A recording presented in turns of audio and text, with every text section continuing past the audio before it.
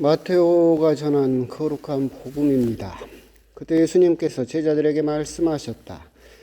너희는 사람들에게 보이려고 그들 앞에서 의로운 일을 하지 않도록 조심하여라. 그렇지 않으면 하늘에 계신 너희 아버지에게서 상을 받지 못한다.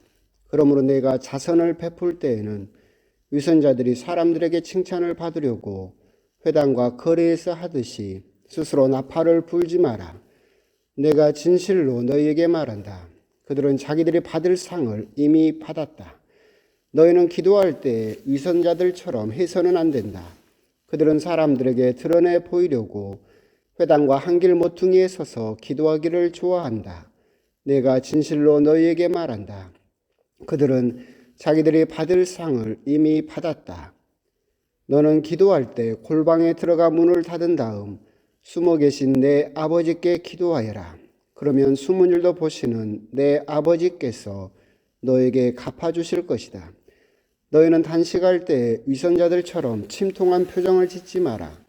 그들은 단식한다는 것을 사람들에게 드러내 보이려고 얼굴을 찌푸린다. 내가 진실로 너희에게 말한다. 그들은 자기들이 받을 상을 이미 받았다. 너는 단식할 때 머리에 기름을 바르고 얼굴을 씻어라. 그리하여 내가 단식한다는 것을 사람들에게 드러내 보이지 말고 숨어 계신 내 아버지께 보여라. 그러면 숨은 일도 보시는 내 아버지께서 너에게 갚아주실 것이다. 주님의 말씀입니다.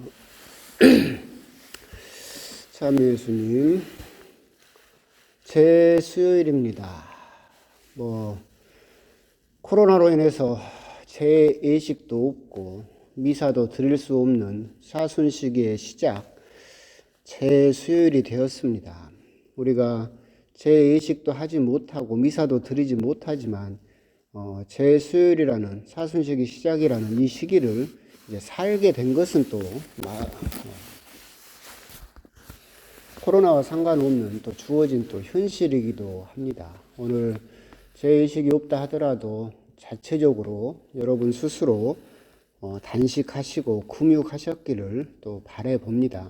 하지만 또 건강상 이유로 필요하시다라고 한다면 요즘 같은 또 시국에 또 건강하게 이렇게 건강을 챙기기 위해서 또 그런 부분은 또 어쩔 수 없는 부분도 있다라고 하는 것도 또 이해할 수 있고, 그럼에도 불구하고 우리가 또 사순시기가 시작되었다, 직접 얼굴은 보지 못하지만 그런 부분은 우리가 또 의식하면서 또 사순시기를 또 이렇게 사셨으면 좋겠습니다.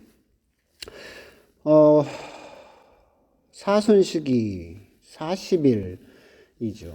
결국 40일이다라고 하는 것은 40이라는 의미는 충만하다라는 의미죠. 그러니까 이스라엘 백성이 40년 동안 광야에서 새롭게 태어났듯이, 그리고 사순시기 예수님께서도 광야에서 40일 동안 단식하셨듯이, 그러므로서 다시 그리스도의 일을 시작하셨듯이 우리 역시도 사순시기를 살면서 어떻게 보면 그런 모습들을 본받아서 조금 더 그리스도인답게, 그리고 조금 더 우리가 지금보다는 나은 회개의 삶을 살기 위해서 초대받았다라고 하는 것을 떠올리는 그런 시기이기도 합니다.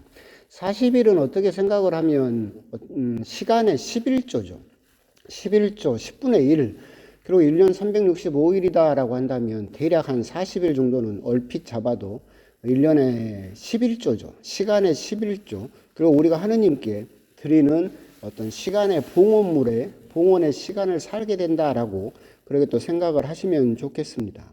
오늘 복음에서도 예수님께서도 자선과 단식과 기도에 대해서 이야기를 하고 계십니다. 사순시기 때 우리가 더불어서 생각해야 되는 것이 이런 단식과 기도와 자선을 우리가 아울러서 생각을 해볼 필요가 있을 겁니다. 단식은 쉽게 말하면 자기 자신과 화해하는 방법입니다.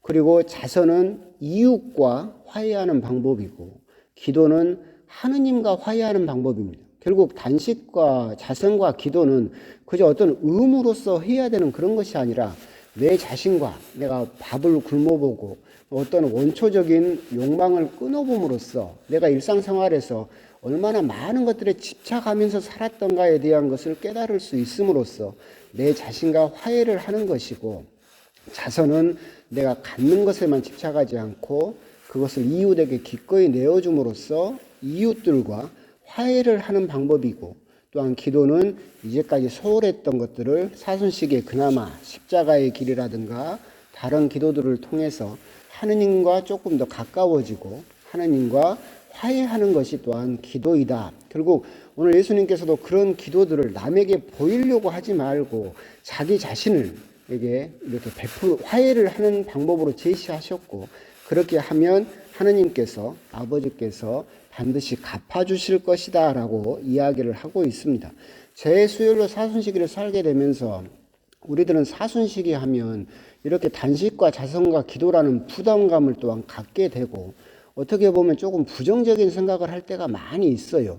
하지만 사순시기를 우리들은, 저는 항상 이야기를 하지만 어떤 부정적인 사순시기를 살기보다는 긍정적인 사순시기를 살았으면 좋겠다라는 겁니다. 그러니까 우리가 사순시기 되면 담배를 끊고 술을 끊고 무엇을 끊고 어떤 것들을, 그러니까 고신극기 어떤 것을 끊어냄으로써 내 욕망을 차단한다라고 생각을 하게 되면 사순시기는 굉장히 좀 부담스럽죠.